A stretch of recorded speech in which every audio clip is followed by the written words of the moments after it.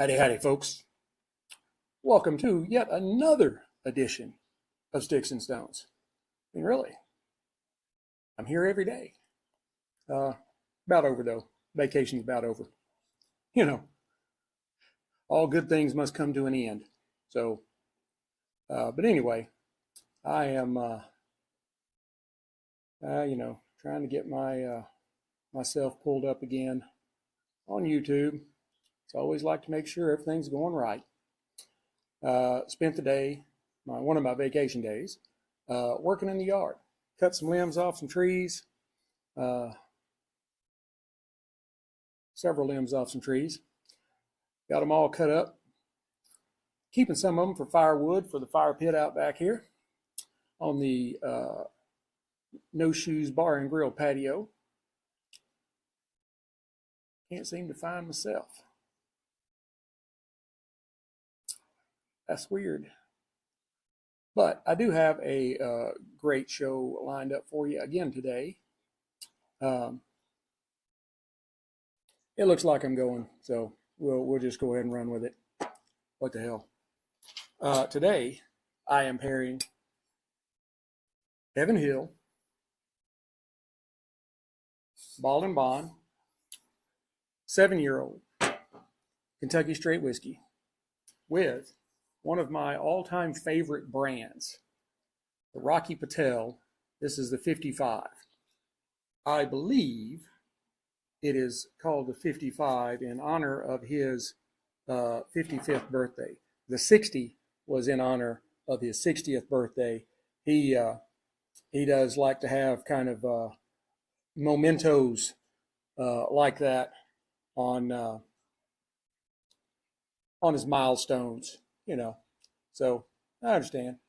You got an empire like he's got, you can afford to do that kind of stuff. So, hey, there I am. All right. Oh, we're moving now. We're cooking. All right. So let's start off with Heaven Hill here. I see this around a lot. My first time trying it. So, and I do mean first time trying it. I just bought it today. And I want to give a shout out to the folks over at the liquor yard here in McKinney. Go find them over on Ridge at Ridge and McKinney Ranch, right in that area.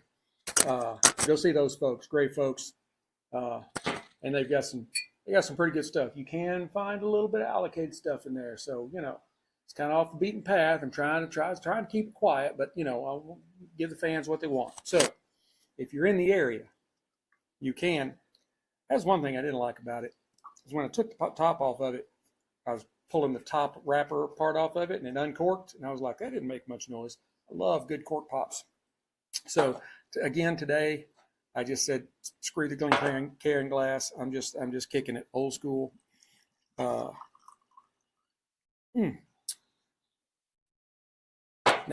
for those of you that may not know, Bottled-in-Bond is just a set of U.S. regulations that are required for a distillery to meet before they can call an offering Bottled-in-Bond.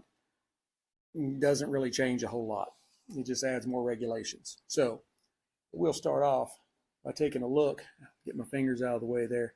That is just a beautiful, beautiful copper color. Oh, kind of a deep copper, maybe a dark umber, whatever. Oh, yeah.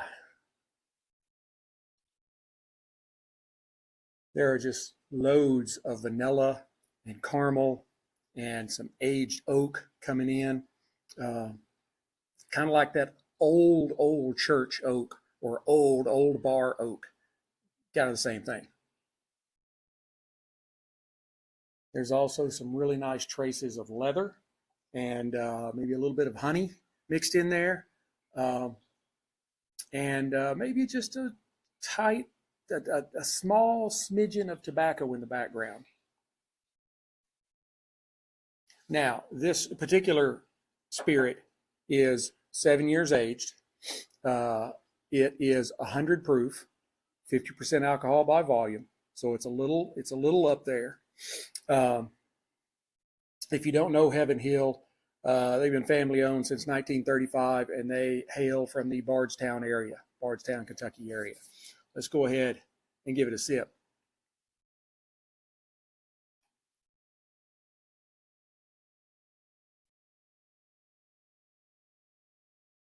That's really smooth for 100 proof. It really is.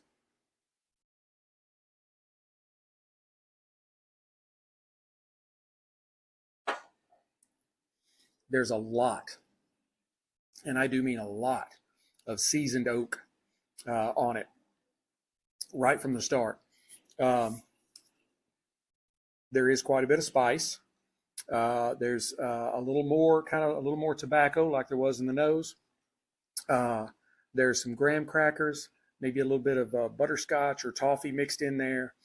But the flavors are just really intense. Like I said, it's my first time having Heaven Hill, and it's really good. It's really good. We'll try it again here.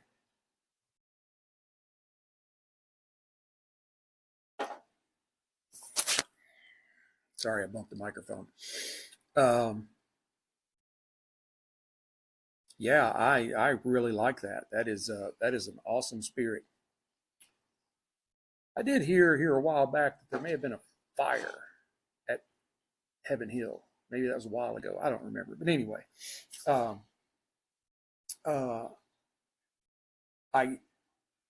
believe, and I just picked this up today, I believe this was between $50 and $60 a bottle. I believe it was like $55.99.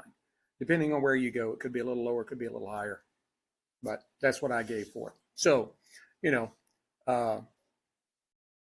it is in the reasonable range. You know, I mean, it's not a, Old Number 7 or a Wild Turkey or something like that. You're not going to get it for, $20 or $25. But if you're getting it for between 50 and 60, that's not bad at all. Now let's move on to the Rocky Patel 55. This is a Robusto. It is 5.5 by 55 on the ring gauge. Excuse me. The country of origin is Nicaragua. It's from the Tabacalera Villa Cubano. So the filler is Nicaraguan. The binder is an Ecuadorian Habano, and the wrapper is Nicaraguan.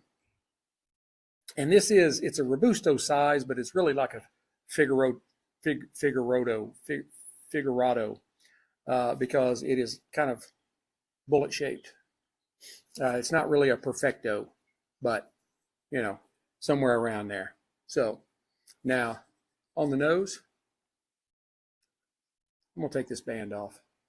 I really like the band, but it really takes up a lot of the stick, and I would like to take that off. If you saw my show yesterday, where I had the Fuente Opus X, yeah, I kept that label. I'm gonna put that in my book. So,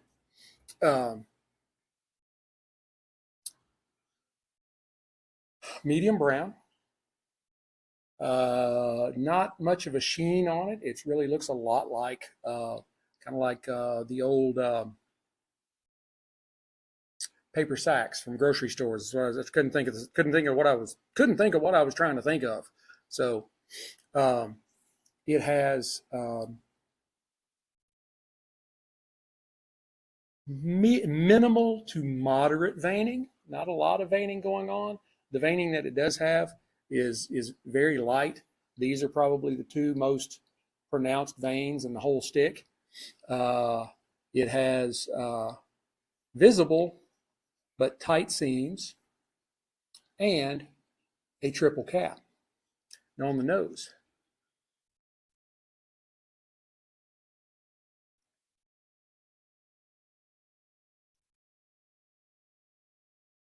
I get some leather and a little bit of cedar. I think there's a little bit of chocolate mixed in there, maybe with some coffee.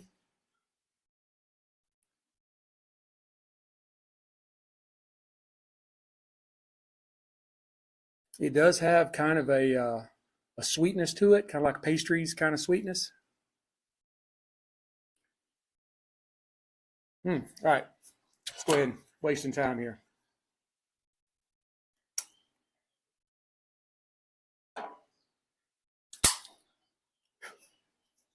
V-cut, my preferred cut.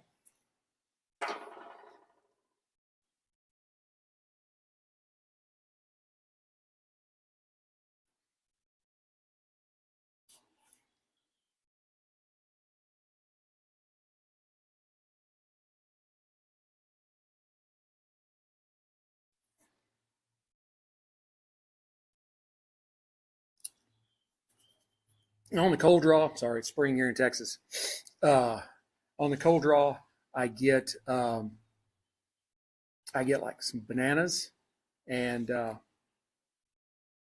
hang on, I lost my train of thought.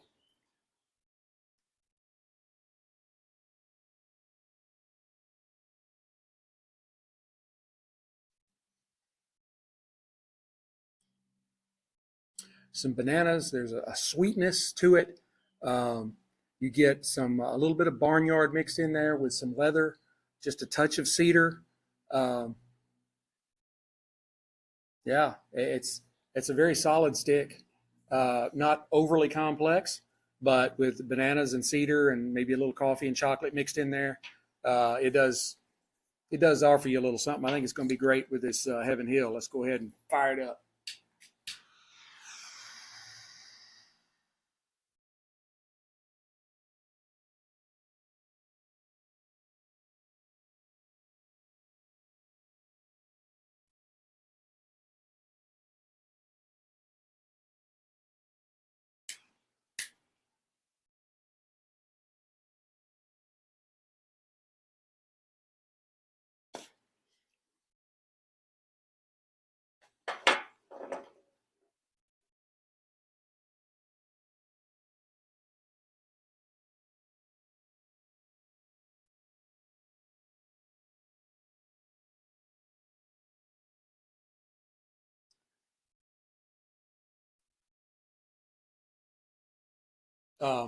You get a really decent dose of pepper. You get some cedar. Um, there's a little sweetness to it.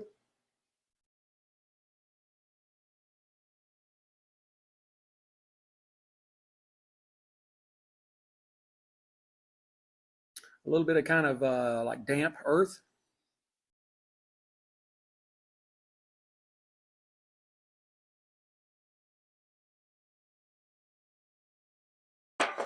And loads of smoke. I mean, you couldn't ask for a better smoke producer without overdoing it.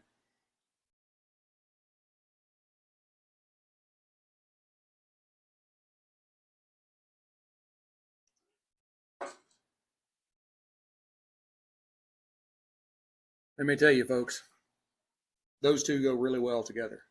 I just reached in the humidor and grabbed something. Uh, Normally, I try, put a little effort into it. I don't think I could have done any better just reaching and grabbing.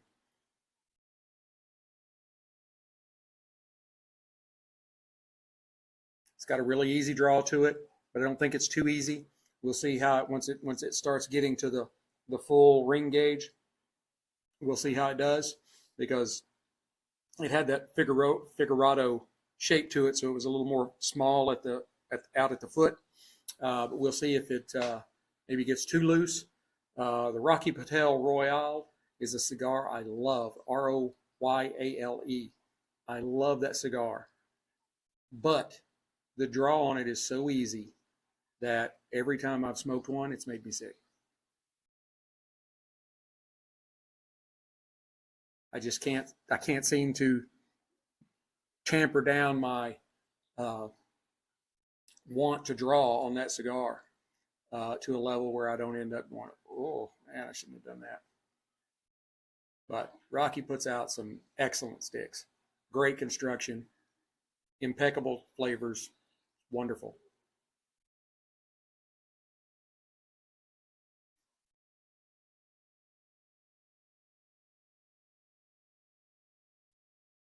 You may ask why I blow the smoke in the glass. There's nothing really to it.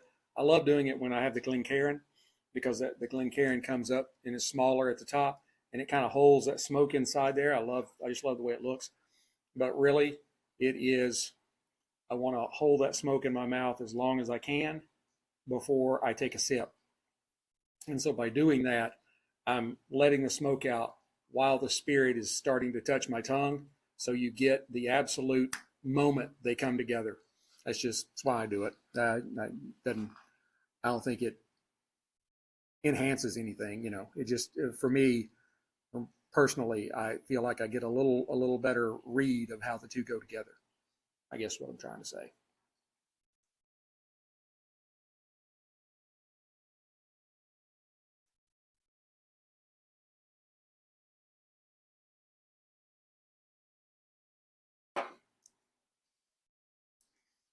Yeah, this Heaven Hill's some good stuff. It does. I mean, it does put a little spice on your tongue with 100 proof, but it's not. I don't think it's overly strong. Uh, I mean, that might not be if you just getting into spirits and cigars. You might not want to start there, but it would be okay for somebody that's fairly new. They've had a little experience. So the real newbies, you need to really start with something that's a little farther on down the scale, somewhere closer to 80 proof.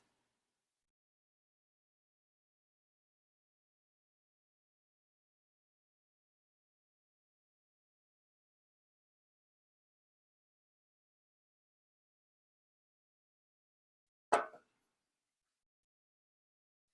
do notice the flavors did intensify a little bit as we got away from that Figurado slope, and we get into the actual 55 on the ring gauge.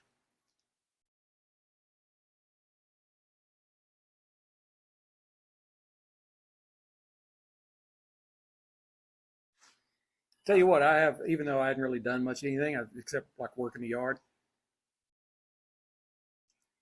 I have kind of enjoyed the week. It's spring break. Mrs. Sticks-n-Stonez is a teacher, so she's off for the week. I got two teenagers at home, so they're off for the week. Even though we actually intended to go do some like day trips, there's so much stuff. There's so much to do in Texas. It's such a big state. The girls, the two teenagers, they work. One of them is about to turn 15, and one of them just turned 16. They're already working. Been working since last summer. Raise them up right. Show them the way they should go.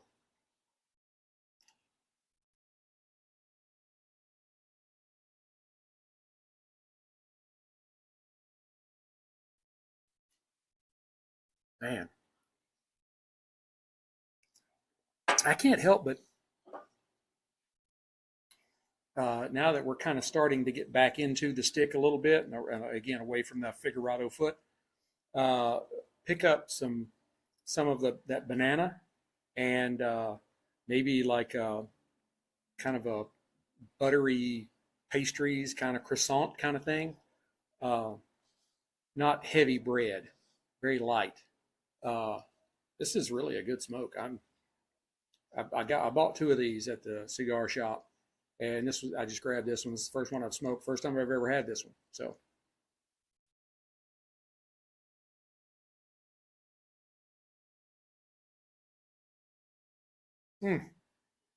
Man, one day I'm going to get to retire.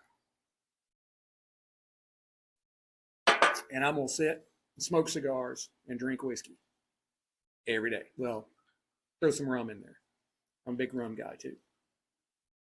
I love to either be at the beach or be in the pool in the summertime with a nice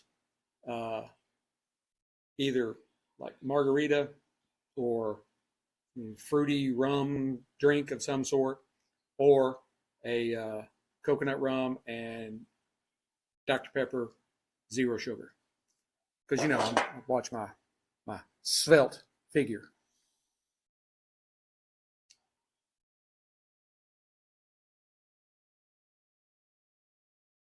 My big hope is to be able to live at the beach.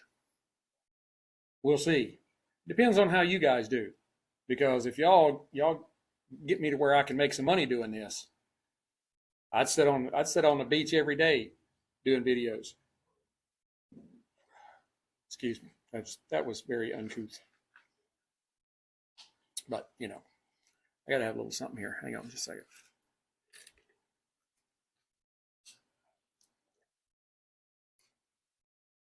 Ooh, all right. Hang on.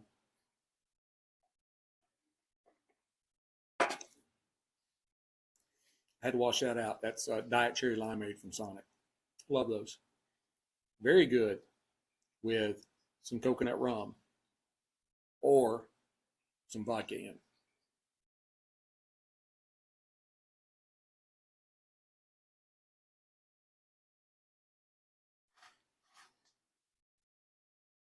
All right, look here.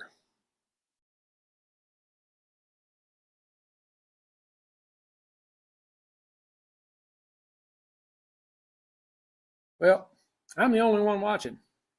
So I guess I can say and do what I want, can't I? Isn't that the way that works? Hey, wait a minute.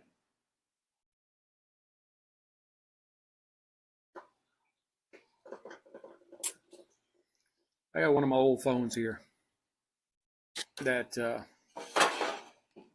hang on, trying to arrange stuff.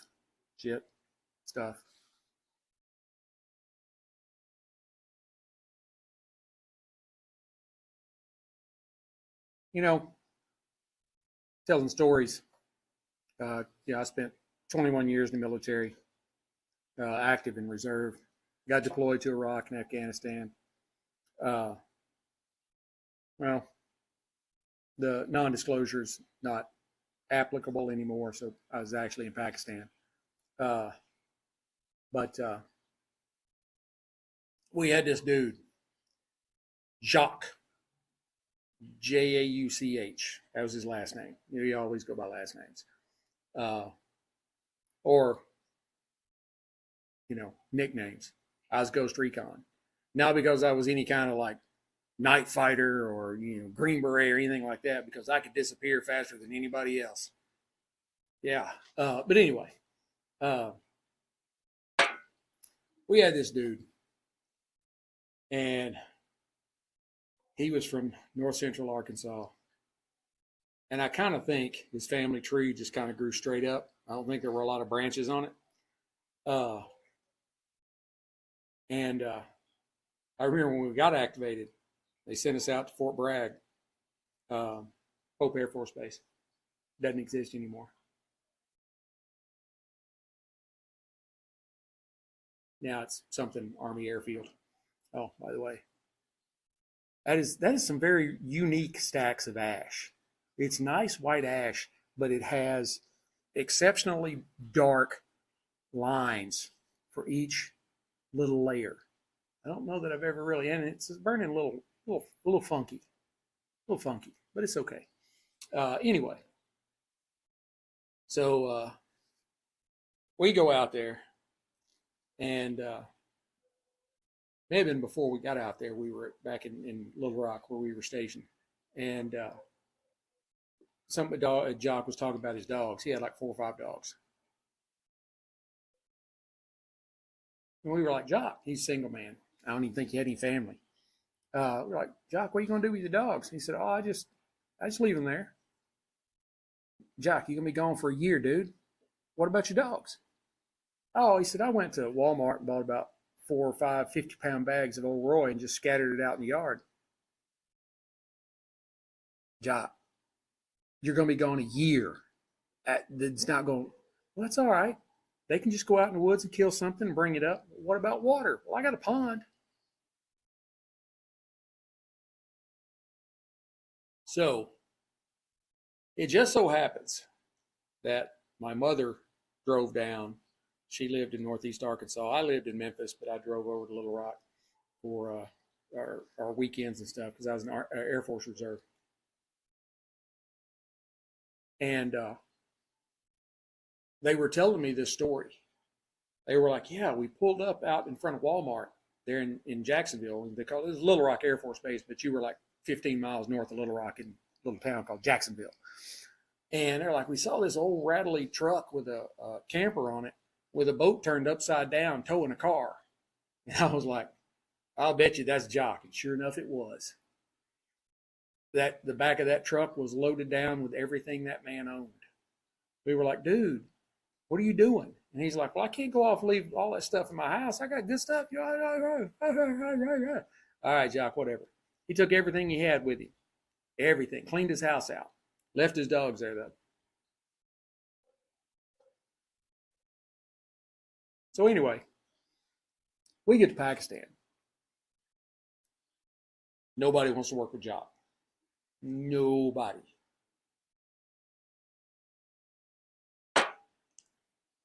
Because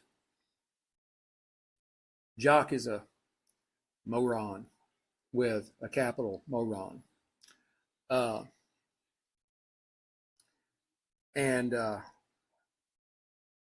So there's a little shop on base. It was more than one shop. It was one building. And when I say one building, it was maybe about the size of an 1,100 square foot house, but it's sectioned off into multiple rooms. Each room was something different. So you had a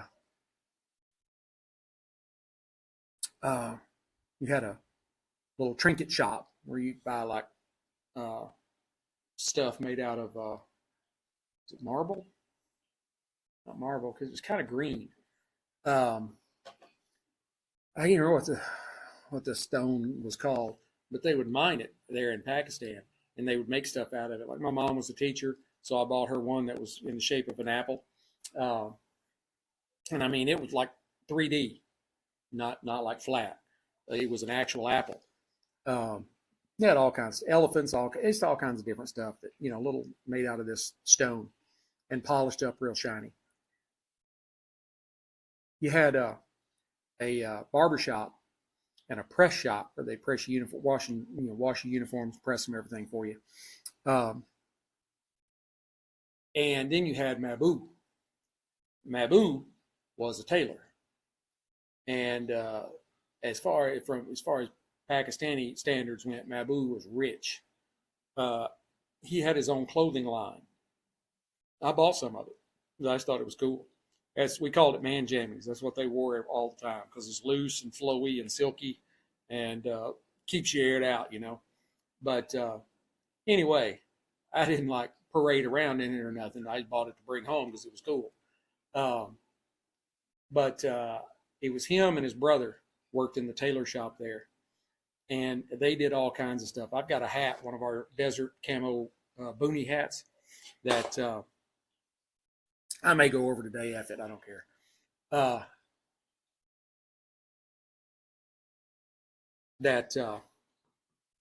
It's got like a big palm tree embroidered onto the top of it. It's got our unit that we were assigned to, the 447th ELRS, I think it was. Anyway, it was the same.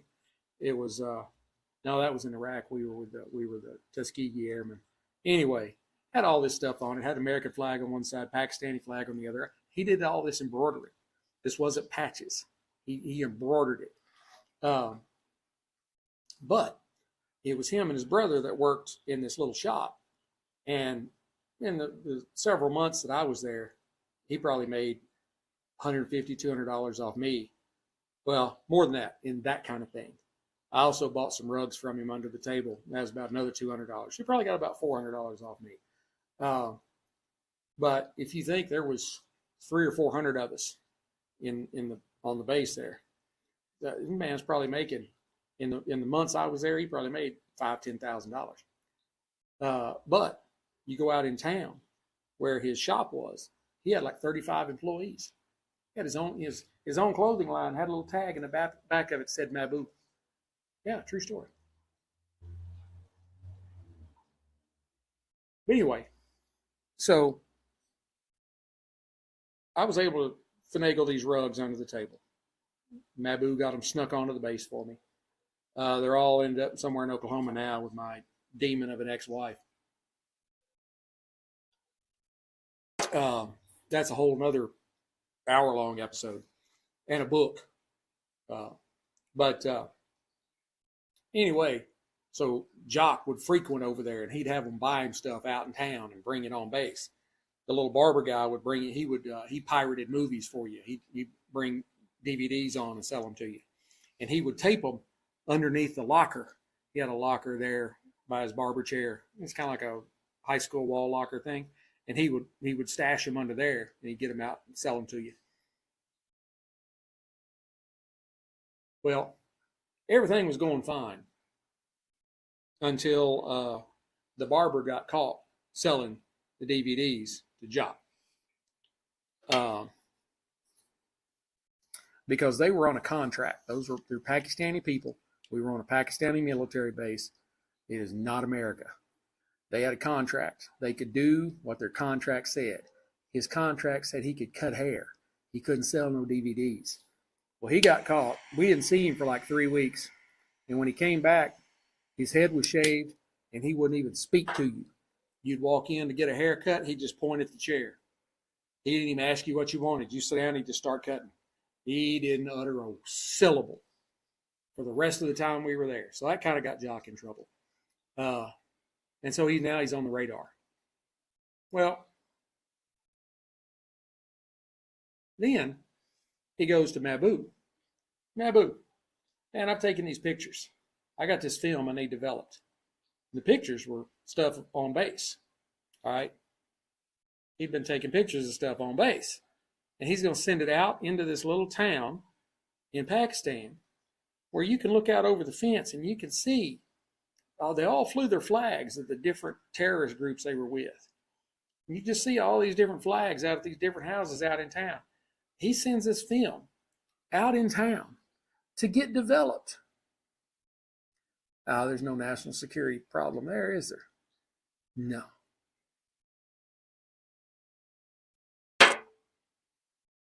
Well, word got out, and Jock got in trouble. Jock got banned from the Pakistani store.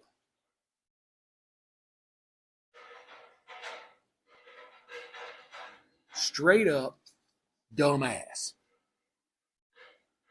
He'd been banned for like a week, maybe. I don't even know if it was a week now because this is 20 years ago. And he couldn't take it anymore. He had to go over there. So he went over for something. And he's walking back. And I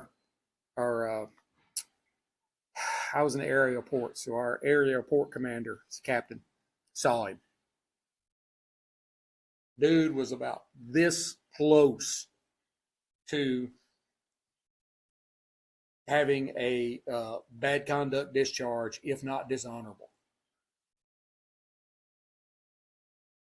Dumbass. Yeah. Also, before he got in the Air Force, he was in the Army. He was in the 101st Airborne back in the 70s. This dude is, I mean, back then, it's 20 years ago, he was like in his 50s, maybe late 40s. But yeah, he was on, and he had been in the 101st Airborne back before they became, Air Cav, all that kind of stuff. But I always wondered if maybe he hadn't been a parachute tester. Like, he's a perfect guy for it.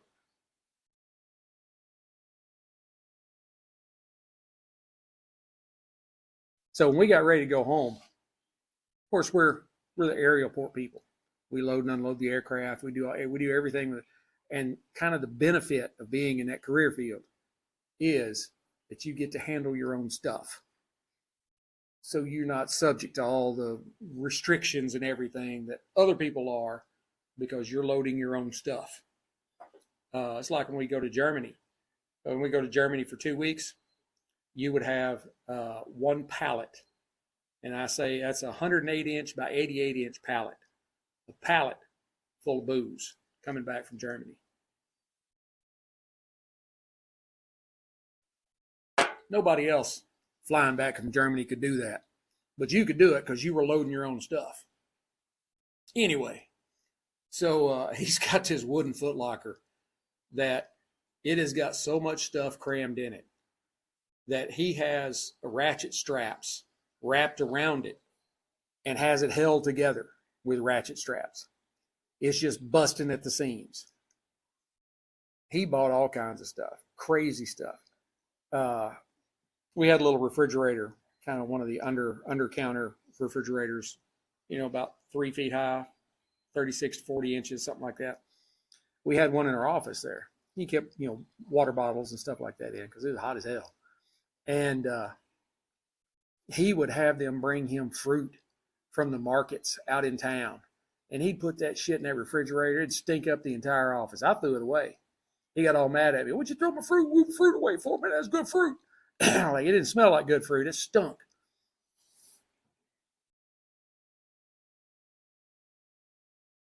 But when I say it was hot, the last 3 weeks we were there, like May and June time frame, it did not get under 100 degrees 24 hours a day.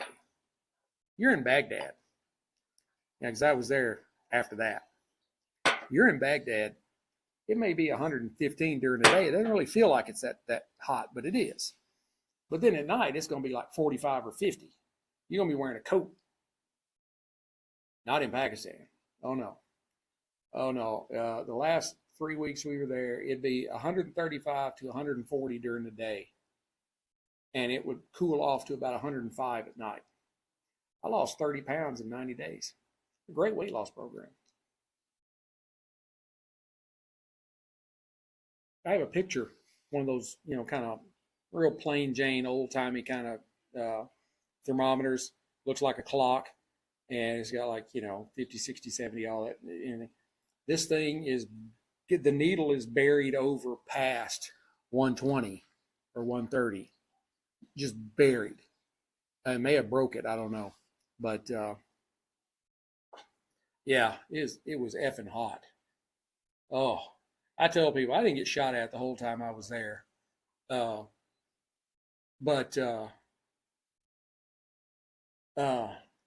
I would rather have spent a year in Baghdad getting shot at as had to go to Pakistan and live in that heat. At least if I was getting shot at, I could shoot back.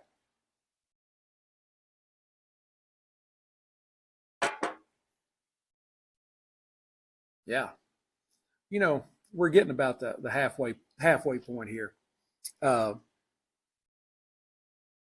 And this was really kind of, like ramped up and really gotten robust in the pepper.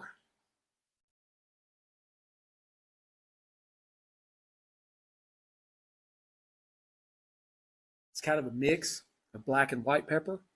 There's still a little bit of sweetness, but it's kind of pulled back. It's going really great with this Heaven Hill. And I think it's because the Heaven Hill is a little higher in proof. It's at 100. So it's able to kind of keep pace with the stick.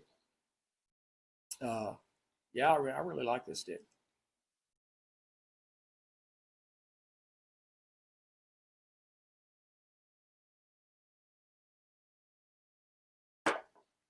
There's a commercial on for some stuff called the Green Gobbler. I thought it said the Green Goober. Like, yeah, I don't need that. Hey, Sadie's back. That means Mama's home.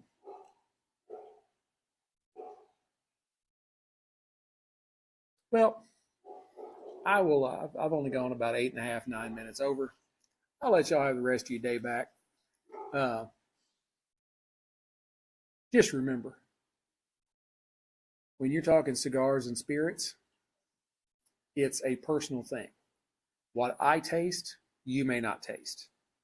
But it kind of gives you an idea of where you're going. You can never go wrong with a Rocky Patel.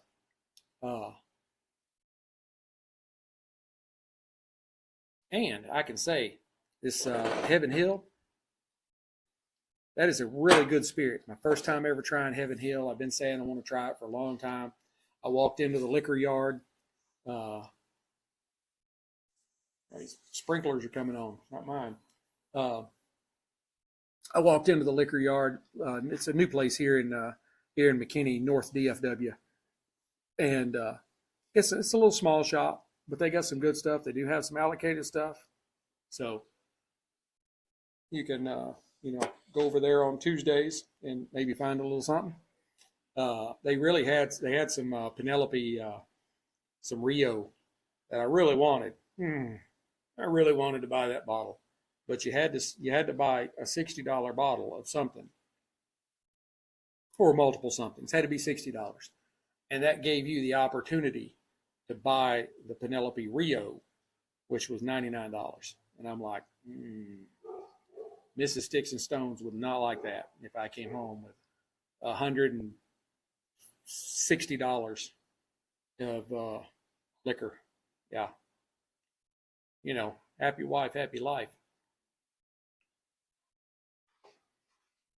And I'm still talking. So, yeah, when I start smoking and drinking, I just, I finally decided, screw it. Joe Rogan. Some of his shows will be 45 minutes to an hour, and some will be 3.5. I'm not doing that. I wouldn't be standing up.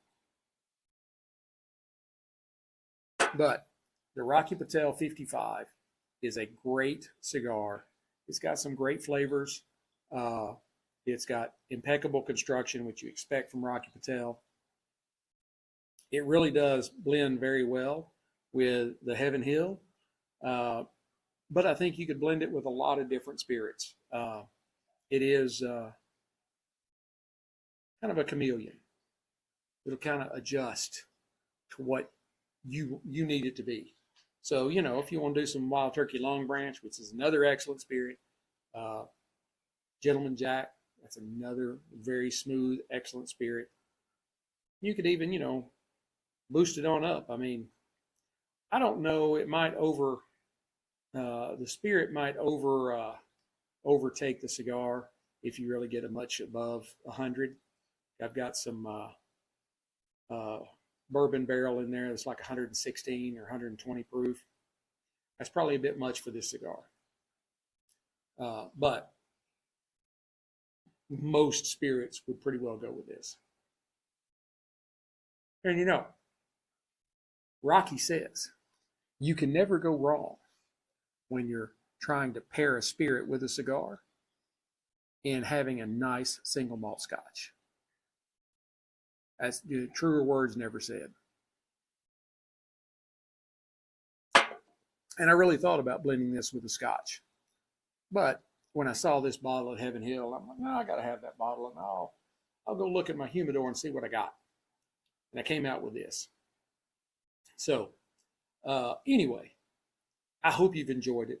I've enjoyed it. I really had a good time just sitting here kind of relaxing after my day of working, getting to shoot the shit and tell a war story. I love telling war stories. That's what military people do. But please hit like, subscribe, share, notify, ring all the bells, do all the whistles, all that kind of stuff. Let your friends know, especially. This is dumbass over. He's on YouTube. He's on X. He'll tell war stories and drink whiskey and smoke cigars. Yeah, you'll love him. He's great. I'm kind of getting into that a little bit, where I'm just doing a little more chewing the fat. I'd really like to have some people on, because it's kind of hard just sitting here talking to a camera. I'd love to have some people kind of interact with. I got to figure that out. Hey, Cigars Unbranded. Yes, I am smoking. Hey, look at there. I got somebody. All right. Yes, sir. Rocky Patel is a great cigar brand. If you don't know that much about Rocky was an entertainment attorney in Los Angeles. So I guess you can kind of figure out, you're an entertainment attorney. He's got some pretty good clients. He made all the money he wanted to make doing that, and he loved cigars. So he decided, I want to branch out and get into cigars and make my own brand. And he did this back in the 1990s. And today, we are smoking Rocky Patels, and he is one of the premier brands in the industry. And he's a great guy. I mean, I've never met him personally, but just seeing his interactions and, that kind of stuff, he seems like he's a really great guy. I had the opportunity to meet him once. I didn't have the staying power. He was supposed to be showing up at a local cigar shop here in DFW, and they said like 11 to 7. And I was like, that seems like an awfully long time for him to be there. But yeah, all right, I'll be there. Well, I got there at 11, and at like 2 or 2:30, he still wasn't there. And I was like, I got stuff I need to do. I can't sit here all day. So I left. He did show up about 6 or 7 o'clock. I think they said 11 to 7. So they get people to come in. And nothing to do with him. But he was there from like 7 to 10 or 7 to 11 or something like that. And I was already home and in my jammies. So if he ever comes back, I'm gonna get to meet him. So, and if he's watching this, dude, I'd love to meet you. I'd love to have you on the show. Love to talk to you about your cigars. I've got a whole bunch of them. I've got the 60, I've got the 1990, I've got the 1992, I've got the LB1, I've got the 55. I got a bunch of Rocky Patel cigars. He was my first big name brand cigar that I really got into. I started off with just at the time, Cigars International, they had their kind of their proprietary brand, which was 5 Vegas, 5, number 5, Vegas, 5 Vegas. Now you could buy the 5 Vegas at, Thompson or, what's the other one? Anyway, you can buy it at a whole bunch of different places, not just there. Well, that's pretty much what I smoked. It was an affordable cigar that was good. They had a whole bunch of different lines in the 5 Vegas, but it was affordable. And I was a broke fella back then. I really am now, because I'm buying the big stuff. But so when I kind of moved out of that and into the more big name cigars at the time, that was the one I got hooked on, the 1990s. His 1990 is an excellent stick. Excellent stick. I've got a little over a dozen of them in my humidor right now. His 60, S-I-X-T-Y, not the numbers. That is one of my top 5 ever cigars. Love that cigar too, and I've got about 15 of those. So yeah, once you get it, this is not a poor man's game. You will end up spending money. So your bank account better be prepared.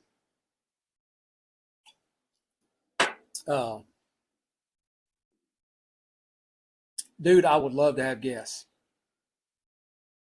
But one thing is, this is it's really kind of impromptu. Is if I send out, I'll get on my Blast app on my phone, and I'll put the picture of the cigar and the spirit with my Stetson in it, and I'll say I'm about to go live. Well, that could be at 12 o'clock, or it could be at 2 or 3 o'clock or 4 o'clock. You never know. So it just kind of depends on what I got going on. It's all, I'm doing during the week this time because I'm on vacation, but it's generally always a Saturday or Sunday. I'm getting a lot of them. And hey, Mr. Cigars Unbanded, you can go Sticks-n-Stonez over at Spotify. I've got 4 years worth of podcasts over on Spotify. Go ahead and go over there and just listen to your heart's content. I got some really good ones. If you go back to the first ones, I have some really bad ones. I look back at the very first one I did. I sucked. I don't think I'm all that great now, but boy, I was sure sucking back then. It was terrible.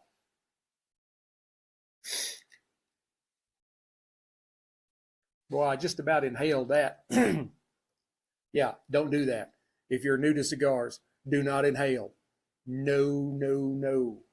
That is a quick way to make yourself green around the gills. But where are we at right now? We're at 49 minutes, and I was cutting it off at like 38. Oh, this is the way it is. So, but hey, it's actually cool to have. Hey, all right, yeah, I have to go look you up, man. I have to go look you up. I love that stuff. That's kind of how I got into this. I got to watching some of these other things, and I was like, I could do that. I love whiskey. Well, and I do more than whiskeys. I've paired rum. I've paired tequila. I've even paired brandy or cognac. Cognac region. Cognac is the big tent, and brandy is the little tent. But I've even paired port wine with cigars and beer. I've done some beers. So, it cigars is very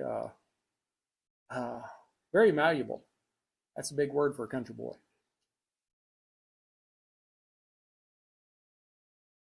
But anyway, I will go ahead and shut it down now. We're at 51 minutes, and I know y'all got better things to do with your Thursday afternoon. I will try to be here tomorrow, but it could be this weekend. Again, I'm not on a schedule. So anyway, until we get to be together again, keep your sticks dry, your stones cold.